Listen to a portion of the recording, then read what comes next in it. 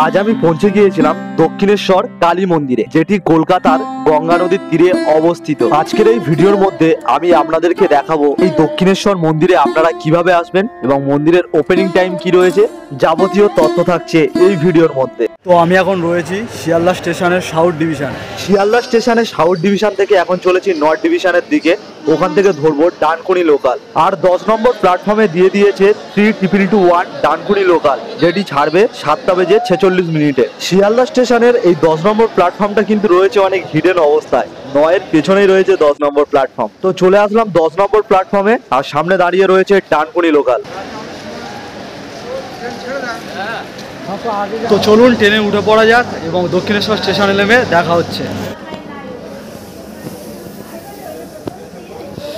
ঘড়িতে সময় 7:48 আর শিয়ালদা স্টেশনের 10 নম্বর প্ল্যাটফর্ম থেকে ছেড়ে দিল ডানকুনি লোকাল।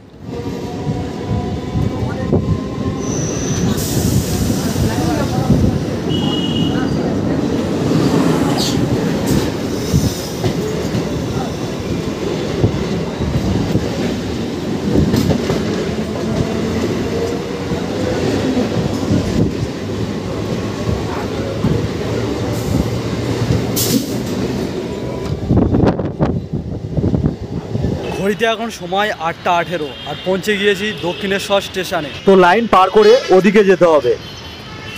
তো এখান দিয়ে চলেছি দক্ষিণেশ্বর স্কাই ওভার ব্রিজে, এবং ডান দিকে রয়েছে দক্ষিণেশ্বর মেট্রোর জন্য এই রাস্তাটা দিয়ে যেতে হবে এবং আমাদেরকে যেতে হবে স্ট্রেট ওপরের দিকে। আর এই হলো দক্ষিণেশ্বর স্কাই ওভার ব্রিজ। দেখতে পাচ্ছেন কতটা পরিষ্কার পরিচ্ছন্ন, পুরো একদম চকচক করছে।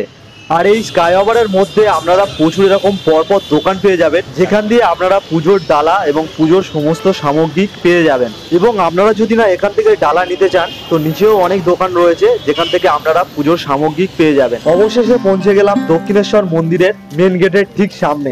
তো চলুন ভেতরে প্রবেশ করা যাক। মেন গেট দিয়ে প্রবেশ করতেই প্রথমে পেয়ে যাবেন বাঁ হাতে পার্কিং এরিয়া। এখানে আপনারা 2 চাকা 4 চাকা সমস্ত গাড়ি পার্কিং করতে পারবেন। এবং পার্কিং এরিয়া থেকে বেরিয়ে এলে আপনারা পেয়ে যাবেন এরকম একটি জায়গা। মূল মন্দিরে প্রবেশ করার জন্য বা পুজো দেওয়ার জন্য আপনাদেরকে এখানে আপনাদের ব্যাগ, মোবাইল, জুতো সবকিছু জমা রেখে তারপরে প্রবেশ করতে হবে। তো এবারে চলেছি গঙ্গার ঘাটের দিকে। আর এই গেটটা দেখছেন, এটা হলো মূল মন্দিরের মেন প্রবেশদ্বার। এবং মন্দিরের প্রবেশদ্বারের ঠিক পাশে রয়েছে রানীমার একটি মন্দির, যেখানে রানীমার মূর্তিও রয়েছে।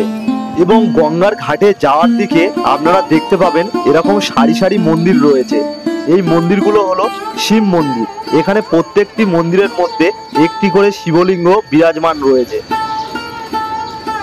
আমি এখন পৌঁছে গেলাম দক্ষিণেশ্বর মন্দিরের গঙ্গার ঘাটেতে। এই হলো দক্ষিণেশ্বর মন্দিরের গঙ্গার ঘাট।